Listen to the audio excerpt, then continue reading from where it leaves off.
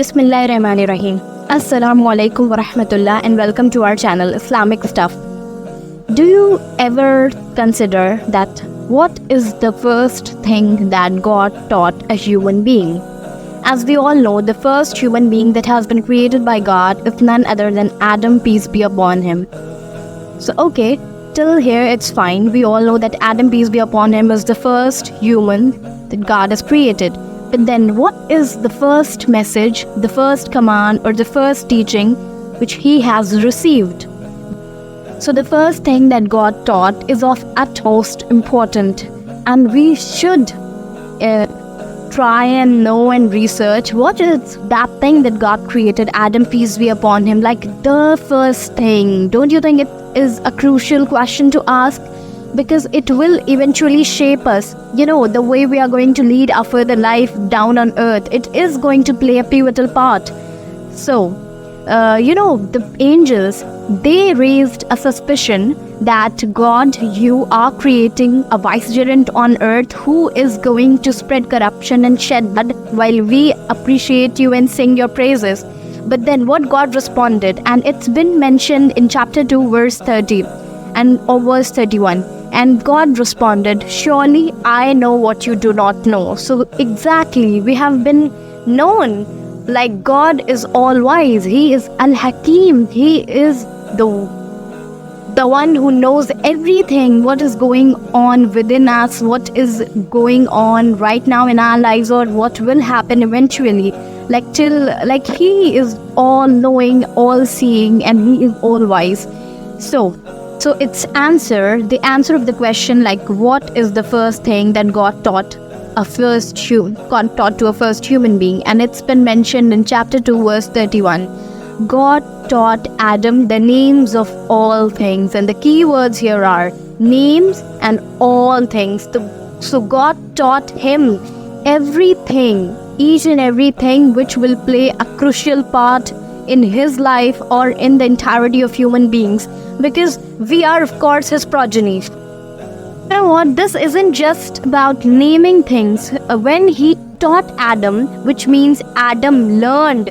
So this, what does this symbolize? This symbolizes that Adam, peace be upon him, has this potential within him that has been put by God Almighty, that he can retain things in his memory. He has that power and that potential, of course, which has been given by God Almighty, the memory, the retention, the language, the communication, because he taught Adam the names of all things. And then like in further verses of Surah Baqarah, we will come to know that God further asks angels, if you are raising question, then God placed the name front of angels and ask them to answer, or to tell the names of these things. But what angel said, surely we only know that much which you have taught us. We do not know the names of these things.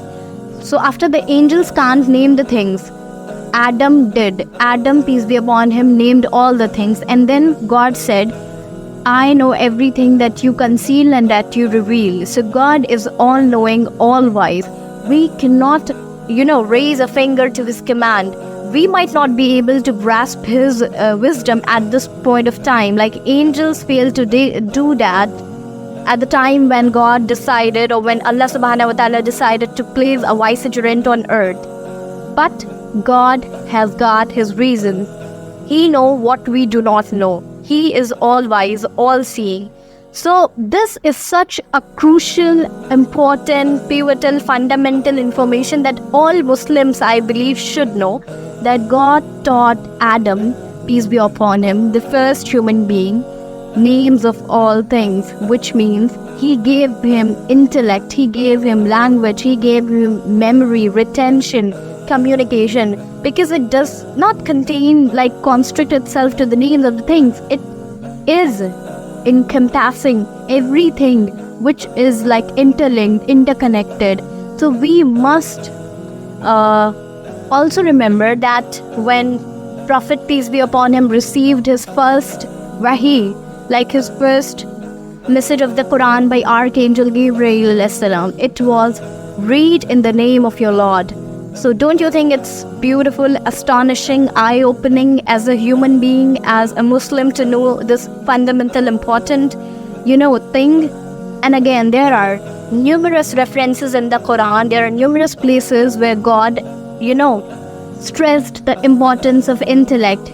He commanded us human beings to think, to use our brain, to use our mental faculty, to contemplate, to ponder upon His creation, to ponder upon the things which has been within us that God has given us, to ponder upon His creation that has been spread in front of our eyes, be it skies, land, and like we have water bodies and human beings and plants and whatnot.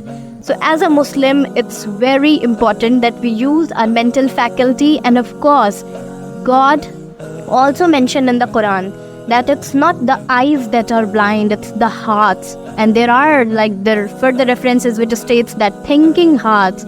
So as a Muslim, as a human being, we all should know that heart is not just only a pumping organ. It has a crucial part to play in your life. Like there is this intuition within us, and which eases our life, makes it easy for us to have a decision. So we must read Quran, try to understand its hidden message, ponder upon it, and we will inshallah eventually become a very good human being, and will be able to propel ourselves to use our mental faculty that has been gifted to us by Allah subhanahu wa ta'ala.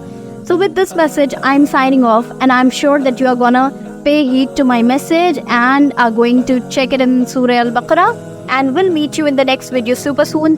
Assalamu alaikum wa rahmatullah.